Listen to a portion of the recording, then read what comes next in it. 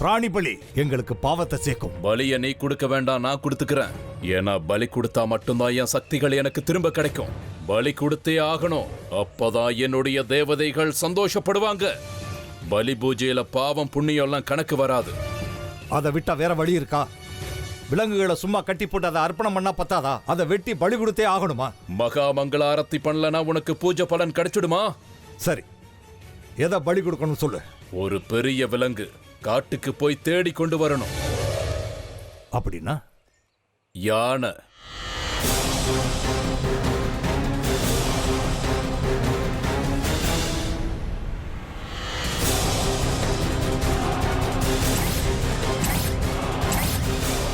சாதாரண யானை இல்ல, இதுவரைக்கும் அதை யாரும் கட்டி போட்டிருந்திருக்க கூடாது. அடிப்பட்ட யானையா இருக்கக்கூடாது. அதுக்கு 10 வயசாவது நெறிஞ்சிருக்கணும். அதோட தந்தங்கள் பலமா இருக்கணும். தும்பிக்கையில எந்தவித தழும்பும் இருக்கக்கூடாது. அப்படிப்பட்ட யானைய கொண்டு வந்து அமாவாசை ராத்திரி அன்னைக்கு சரியா 12 மணிக்கு இங்கிருந்து 6 மைல் தூரத்தில் இருக்கிற என் தேவதைக்கு நான் பலி கொடுக்கணும். அதுக்கப்புறம் என் சக்திய பாரு விருப்பாட்ச சாஸ்திரி, இந்த வானம் பூமி எல்லாத்தையும் ஒன்னாக்கி காட்டுறேன். உன் சக்தி உன்னை விட்டு போனதுக்கு அப்புறம் பைத்தியம் ஆயிட்டேன். அதோட உன் மூளையும் மழுங்கி போயிடுச்சு.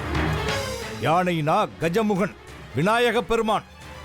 அத போய் பலி கேட்கிறிய? என்ன மனுஷையா நீ? கடவுளையே கடவுளுக்கு பலி கொடுப்பியா? யானை தலைய வெட்டி கொண்டு வந்து வச்சதாலதான் கணபதி தெய்வம். அந்த தலை இல்லனா அது வெறும் உடல் தான். யானைய பலி கொடுத்ததுனாலதான் அது கணபதி. அத முதல்ல புரிஞ்சுக்கோ. அதே மாதிரி யானைய கொண்டு வந்து பலி கொடுத்தா நானும் கடவுளோட சக்தியை அடைவேன். அது முடியாது. ஆடு குருவின்னு ஏதாவது கேளு, அதை நான் வர வைக்கிறேன். அதை விட்டுட்டு நடக்காத விஷயத்தை எதுக்காக பேசிட்டு இருக்க? அது மட்டும் இல்லாம ஆளுங்கள்லாம் சேர்ந்து காட்டை நாசம் பண்ணி ஒட்டுமொத்த விலங்குகளையே அழிச்சுக்கிட்டு இருக்காங்க. இப்ப யானையை தேடுறது இல்ல, காட்டுக்குள்ள காடு வைக்கணும்னாலே அதிகாரிங்க கிட்ட அனுமதி கேட்கணும். அனுமதி இல்லாம ஒண்ணும் பண்ண முடியாது. பழகுன யானையை கூப்பிட்டாலே சமயத்துல வராது. அப்படி இருக்கும்போது காட்டுக்குள்ள இருக்கிற யானையை கூப்பிட்டா உடனே வந்துருமா? கூப்பிட்டதும் வர்றதுக்கு அது என்ன நாயா? வேற வழி இருந்தா தேடு. என்னால முடிஞ்ச காரியம் ஏதாவது இருந்தா சொல்லு.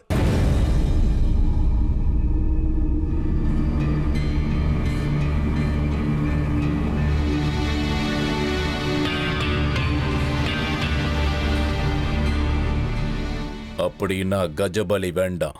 இதுக்கு வேற ஒரு வழி இருக்கு. இது உன்னால முடியும். சொல்லு, என்ன பலி? நரபலி, கன்யாபலி.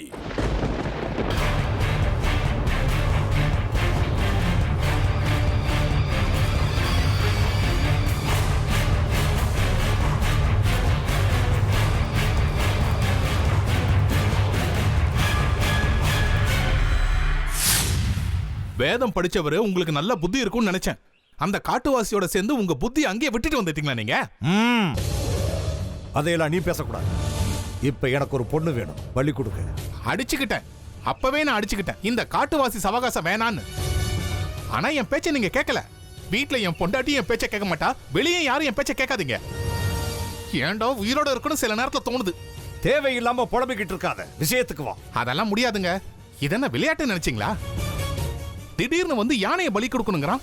முடியாதுன்னா கன்னி பொண்ணை பலி கொடுக்கணுங்கிறான். எதுவும் கிடைக்கலாம், என்னையே பலி கொடுத்தாலும் கொடுத்துருவான் அவன். உங்க ஆசை நிறைவேறணுன்றதுக்காக இந்த பைத்தியக்காரனோட பேச்செல்லாம் நீங்க கேட்காதீங்க. எதுக்கும் எச்சரிக்கையா இருங்க. அது சரி, உங்க வீட்டுல பொண்ணுங்க எதுவும் இல்லல்ல? இருந்தா வெளிநாட்டு காமிச்சிருங்க. நான் சொன்ன வேலையை மட்டும் நீ செஞ்சா அப்ப கொடுத்ததை விட இப்ப அதிகமா கிடைக்கும். கொடுப்பீங்க கொடுப்பீங்க. எவ்வளவு கொடுப்பீங்க? மிஞ்சி மிஞ்சி போனா அழுதுகிட்டே 5000 ரூபாய் கொடுப்பீங்க, அவ்வளவுதானே? அதுக்காக பொண்ணை பிடிச்சு கொடுத்துட்டு நான் ஜெயிலுக்கு போகவா? போங்கயா, நீங்களும் உங்க பலியும் போங்க. நீங்களாச்சு, உங்களோட அந்த பைத்தியக்காரனாச்சு. இனி உங்களுக்கும் எனக்கு எந்த சம்மந்தமும் கிடையாது. நீங்க யாருமே எனக்கு தெரியாது. நில்லு.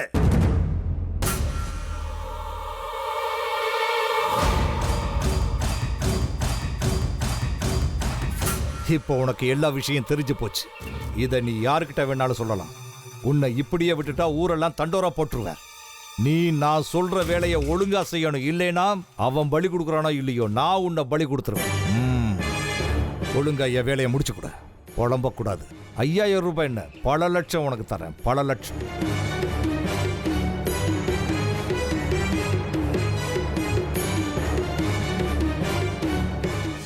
என் மனசுல சில சந்தேகங்கள் இருக்கு. அதை நீங்க தான் தெளிவுபடுத்தணும். சந்தேகம் இல்லாத மனுஷன் உலகத்துல இருக்க முடியாது. கேளு.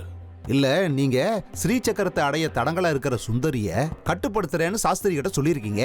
ஆமா, அந்த காலகட்டத்துல சுந்தரிய நான் கட்டுப்படுத்தி வைப்பேன். அப்பன்னா சுந்தரியோட அகால மரணத்திலிருந்து அவளை காப்பாத்துறேன்னு உங்க அக்காவுக்கு வாக்கு கொடுத்துருக்கீங்க. ஆமா, சுந்தரி அகால மரணத்திலிருந்து நான் காப்பாத்துவேன். இந்த விஷயம் தாங்க எனக்கு புரியவே இல்லைங்க. அது எப்படிங்க முடியும்? இப்படி நீங்க தர்ம சங்கடத்துல மாட்டிக்கிட்டீங்களே. சுந்தரிய நான் கட்டி போடுறது உண்மை. அப்படி கட்டி போடுறதுனால அவ உயிர் போயிட போறதில்ல. ஸ்ரீ சக்கர உற்சவம் முடிகிற வரைக்கும் சுந்தரி ஏன் கட்டுப்பாட்டுல தான் இருப்பா. அதுக்கப்புறம் அவ ஆயுள் விருத்திக்கு ஒரு பூஜை இருக்கு. அந்த பூஜையை நான் செய்வேன். அப்ப அவளோட ஆயுள் விருத்தி அடையும். இது நடக்குமாங்கிறது தான் என்னோட கேள்வி. இதையெல்லாம் நான் நடத்தி காட்டணும்னா நான் இழந்த சக்திகளை நான் மறுபடியும் அடைஞ்சாகணும். அதுக்கு நான் முதல்ல பலி பூஜை பண்ணியாகணும். அதுக்கப்புறம் தான் ஆயுள் விருத்தி பூஜை. அப்படின்னா நிறைய வேலைகள் இருக்குல்ல, ஒரு நிமிஷத்தை கூட நம்ம வீணாக்க கூடாது. ஆமா, அதுக்கான ஏற்பாடுகள் நடந்துகிட்டு இருக்கு. அதனால இனி கேள்விகளோ சந்தேகங்களோ வேண்டாம்.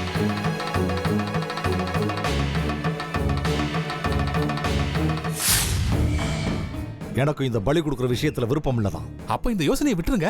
வாங்க வீட்டுக்கு போயிடலாம். இன்னைக்கு வீட்ல என் பொண்டாட்டி பருப்பு குழம்பு வச்சிருக்கா. மேல நெய்ய போட்டு சாப்பிட்டா ஊரே மணக்கும் தெரியுமா? அப்புறம் வீட்ல பசுனை தீந்து போச்சு. போகும்போது வாங்கி கொடுங்க, வாங்கிட்டு போயிடலாம். இல்ல மாதவரா, என்னோட வாழ்க்கையின் லட்சியமே அந்த ஸ்ரீ சக்கரம் தான். அதை அடையணும்னா கடிக்கு சொல்றதை நான் கேட்டுதான் ஆகணும். என்ன சாஸ்திரியா நீங்க? நாளைக்கு இந்த விஷயம் ஊருக்கு தெரியாமையா போயிடும்? இந்த ஊர்ல எவ்வளவு மரியாதையோட இருக்கீங்க.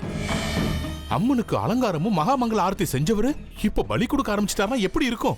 உங்களை நம்பி இனி ஜனங்க கோயிலுக்கு வருவாங்களா சொல்லுங்க? உங்களை பார்த்து உங்க வீட்டுல உள்ளவங்களே பயப்படுவாங்க. அவங்களையும் பலி கொடுத்துருவீங்களான்னு பயப்படுவாங்க. நான் சொல்றதை கேளுங்கயா, நாமெல்லாம் பிராமண ஜாதி. இந்த பலி கொடுக்கறவன் ரத்தம் குடிக்கிறவன் சவகாசம் நமக்கு எதுக்கு? தேவையில்லாம அவன் கூட சேர்ந்துக்கிட்டு உங்க கையையும் ரத்தக்கரை ஆக்கிடாதீங்க. அதைத்தான் நானும் யோசனை பண்ணிட்டு இருக்கேன் மாதவராவ். என்னோட காரியமும் நடக்கணும், என்னோட கையில ரத்தமும் படக்கூடாது. எப்படி இது எப்படி நடக்கும்? நான் வெளியே வாங்கன்ற, நீங்க உள்ள போறது எப்படின்னு கேக்குறீங்க? இதெல்லாம் வேலைக்கே ஆகாது. என்னையாவது விட்டுருங்கன்னு சொல்ற, போக விட மாட்டேன்றீங்களே. எல்லாம் என் தலையெழுத்து. ஆரம்பத்திலே தெரியாம போயிடுச்சு. என் பொண்டாட்டி மட்டும் தான் இம்சை பிடிச்சவன்னு நினைச்சேன். இங்க எல்லாருமே இம்சை பிடிச்சவங்களா இருக்கீங்களே. மாதவராவ், கால் எடுத்து முன்னாடி வச்சாச்சு. இனிமே பின்வாங்க முடியாது. என் லட்சியம் நிறைவேறட்டும். அந்த ஸ்ரீ சக்கரம் என் கைக்கு வந்து சேரட்டும். உன்னோட வீட்டுல அட்சய பாத்திரத்தை கொண்டு வந்து வைக்கிறேன். நீ உதவி பண்ணியிருக்க. அதனால இனி யாருக்கிட்டையும் எப்பவும் நீ கையேந்தாத அளவுக்கு உனக்கு எல்லா வசதியும் செஞ்சு தரேன். குதிரை மேல உட்காந்துக்கிட்டு குச்சியில புல்ல கட்டி குதிரைக்கு முன்னாடி நீட்டுவீங்க. புல்லு திங்கிற ஆசையில அது முன்னாடி போய்கிட்டே தான் இருக்கும். ஆனா அது போக போக புல்லு முன்னாடி தான் போகும். கடைசி வரைக்கும் குதிரைக்கு புல்லு சிக்கவே சிக்காது. அந்த குதிரை மாதிரி நானும் எல்லாம் பண்ணிக்கிட்டே இருக்கணும் இல்ல? நீங்க மட்டும் எப்பவும் நிம்மதியா சந்தோஷமா இருக்கணும். அப்படித்தானே?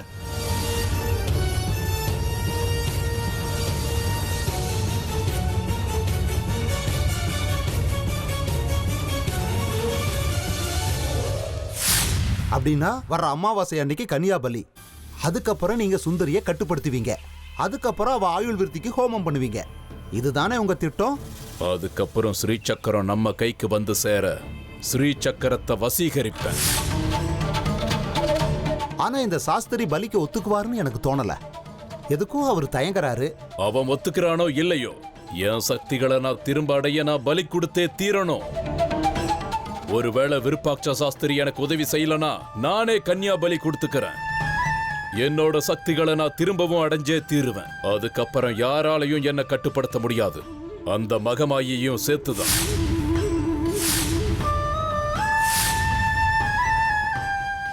நான் நல்லா யோசனை பண்ணி இப்போ ஒரு முடிவுக்கு வந்திருக்கேன். ரத்தம், மாமிசம், பலி இது எதுவுமே ஒத்து வராது. நீ எது வேணாலும் பண்ணிக்கோ, நான் உனக்கு தடையா இருக்க மாட்டேன். உன்னோட பலி பூஜைக்கு தேவையான எல்லா ஏற்பாடுகளையும் நான் பண்ணித்தரேன்.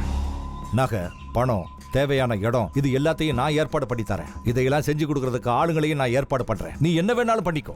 இந்த பலி பூஜை நிறைய பேருக்கு தெரிஞ்சதுன்னா அப்புறம் நமக்கு தான் ஆபத்து அதிகமாகும்.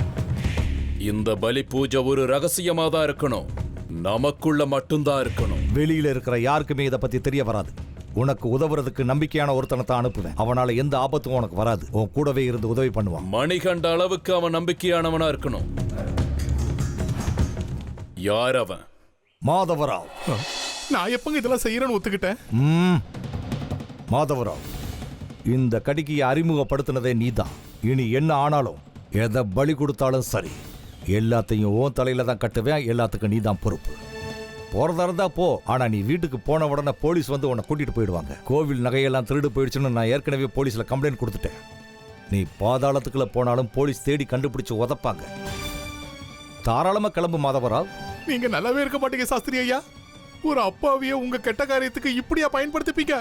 நீங்க நல்லாவே இருக்க மாட்டீங்க. இல்லாத பொல்லாத பழியெல்லாம் தூக்கி ஏமல போட்டு என்ன நீங்க பலிகேடா வாக்குறீங்கல்ல? அந்த மகமாயி உங்களை சும்மா விட மாட்டா. அதெல்லாம் அப்புறம் பாத்துக்கலாம். இப்ப நீ எனக்கு நல்லது செய், நான் உனக்கு நல்லது செய்யறேன். முதல்ல போலீஸ்ல கொடுத்த புகாரை வாபஸ் வாங்குங்க. பாவம் என் பொண்டாட்டி பிள்ளைங்க அங்க எவ்வளவு கஷ்டப்படுறாங்களோ என்னவோ. புகார் கொடுத்துருக்கிறேன்னு சொன்னே தவிர ஓ மேல புகார் கொடுத்துருக்கேன்னு சொல்லவே இல்லையே. போலீஸ் அதுக்குள்ள உன் வீட்டுக்கெல்லாம் போகாது. அதனால இப்ப இவங்க கூட போ, அவங்களுக்கு உதவி பண்ண. இவன் ஒருத்தம் பத்தாவது விருப்பாட்ச சாஸ்திரி, நீயும் என் கூடவே இருக்கணும். தனி ஒருத்தனால ஸ்ரீ சக்கரத்தை அடைய முடியாது. போன ஜென்மத்தில் அந்த ஸ்ரீ சக்கரத்தை வசப்படுத்திக்கணும்னு நாம ஒன்னு சேர்ந்து போராடணும். இப்பவும் எல்லா காரியத்தையும் நாம ஒன்னு சேர்ந்து தான் செய்யணும். அதுவும் இல்லாம அந்த பொண்ணோட எல்லா அஷ்ட லட்சணங்களும் சரியா இருக்கா இல்லையான்னு நீ தான் சொல்லணும். நீயே என் பக்கத்துல இல்லனா எப்படி? என்னால உன் கூட எங்கேயும் வர முடியாது. பொண்ணு தானே, மாதவரா கூட்டிட்டு வந்து விடுவான். எந்த மாதிரி பொண்ணு வேணும் உனக்கு? கன்னி பொண்ணுன்னா சாதாரணமானவில்ல. அஷ்ட லட்சணங்களும் அந்த பொண்ணு கிட்ட நிறைஞ்சிருக்கணும்.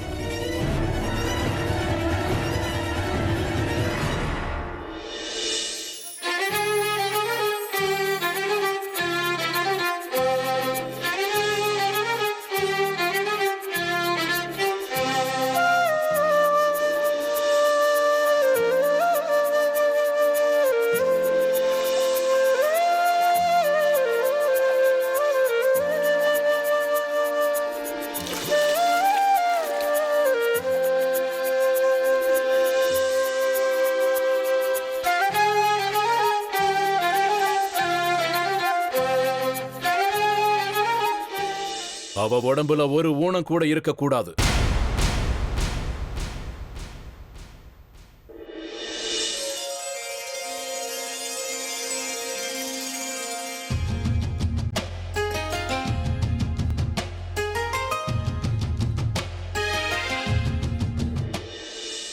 எந்த வியாதியும் இல்லாத சுத்தமான உடல்.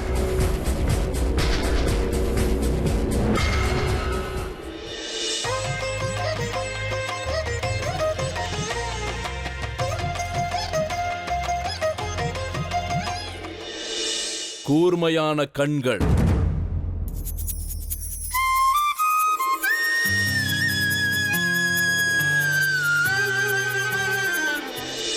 பிசிறில்லாத உச்சஸ்தாய், தெளிவான குரல்.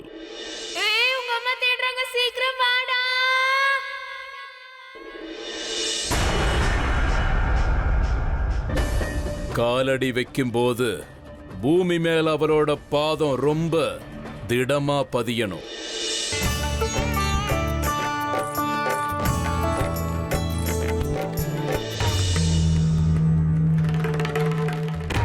ஆணுக்கு சமமான புஜ பலம் இருக்கணும்.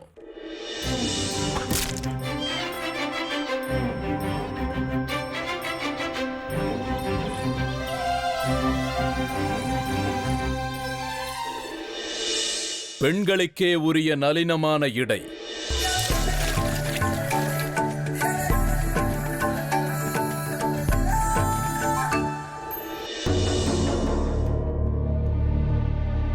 சலனமோ கள்ளங்கபடமோ இல்லாத அழகான பொண்ணு.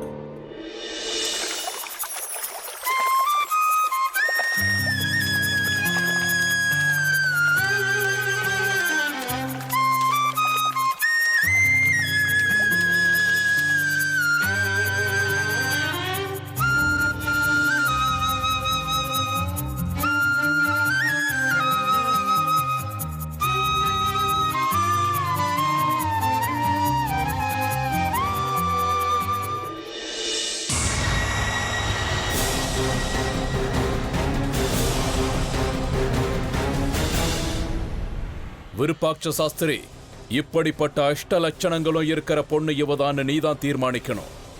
அதுக்கு நீ என் கூட வந்துதான் ஆகணும். வேற வழி கிடையாது. என்ன தர்ம சங்கடத்துல மாட்டி விடுறிய? அந்த பொண்ண பலி கொடுத்த உடனே என் சகல சக்திகளும் திரும்ப கிடைச்சிடும். அதுக்கப்புறம் ஸ்ரீ சக்கரத்தை அடைய எந்த பிரச்சனையும் வராது. மணிகண்டா, பலி பூஜைக்கு தேவையான ஏற்பாடுகளை செய்.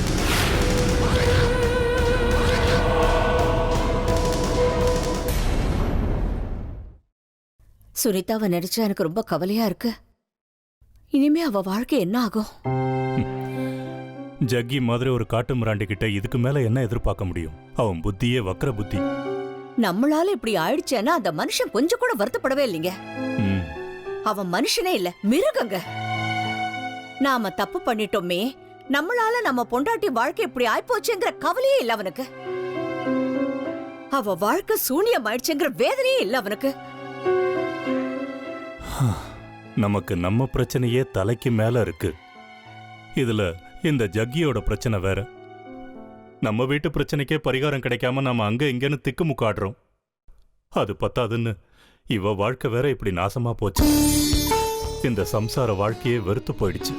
இவன் ஒருத்தன் சரியா இருந்திருந்தா சுனிதாவோட வாழ்க்கை நல்லா இருந்திருக்கும். கஷ்டமோ சுகமோ நம்ம குடும்ப வண்டியை நாம எப்படியோ நல்லபடியா ஓட்டிக்கிட்டு இருக்கோம். இந்த சொந்தக்காரங்க பிரச்சனையால சந்தோஷங்கிறது வேண்டாம், நிம்மதிங்கிறதே இல்லாம போயிடுச்சு. அவஸ்தைப்பட்டு சாகட்டும்னு விட்டுட்டு போயிட்டே இருப்பாங்க. எதுக்கு இவ்ளோ ஆவேசமா பேசுறீங்க? என்ன பண்ண சொல்ற? சுந்தரி நாம ஆசையா பெத்த பொண்ணு. நியாயமா அவளுக்கு கல்யாணம் பண்ணி புகுந்த வீட்டுக்கு அனுப்ப ஏற்பாடு பண்ணணும். ஆனா நாம என்னடான்னா அவளுக்கு காரியம் பண்றதுக்கு நாட்களை எண்ணிக்கிட்டு இருக்கோம். சீ, அப்படி பேசாதீங்க. அபசகுணமா உங்க வாயால பேசாதீங்க. அதான் தேவு வந்திருக்கான்ல, அவன் எனக்கு சத்தியம் பண்ணி கொடுத்திருக்கான். நீ ஏதோ பிரமையில இருக்க லலிதா. இல்லைங்க, அவன் கொடுத்த வாக்கு மேல எனக்கு முழு நம்பிக்கை இருக்கு. சுந்தரிக்கு எதுவும் ஆகாது.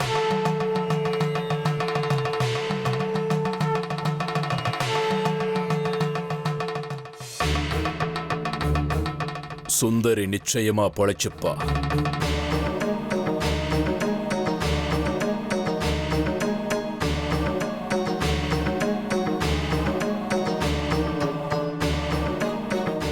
தேவோ, நல்ல வேளை நீ வந்தப்பா. நீதான்டா என்னோட குலதெய்வம். உள்ளவா? இல்ல, இப்ப முடியாது.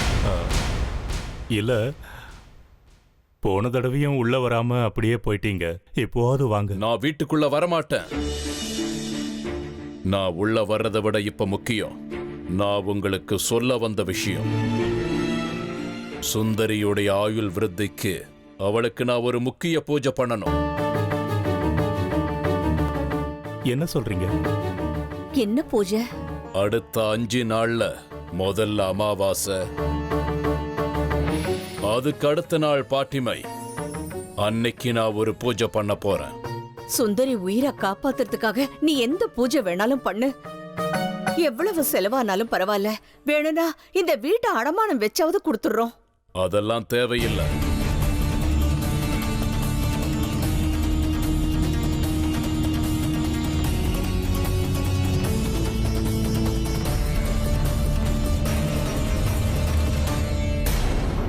உங்க வீட்டில இருந்து எனக்கு ஒரு துரும்பு கூட தேவையில்லை. அப்படின்னா பூஜைக்கு தேவையான பொருள் எல்லாம்? அத பத்தி நீங்க யாரும் கவலைப்பட வேண்டாம். எல்லாத்தையும் நானே பாத்துக்கிறேன். ஆனா என்ன? நான் சொல்ற அன்னைக்கு சுந்தரி வீட்டுக்குள்ளேயே இருக்கணும். அவ வெளியில எங்கேயும் போகாதபடி நீங்க தான் பாத்துக்கணும். பாத்துக்கிறோம். நாங்க உங்களை தான் நம்பி இருக்கோம்.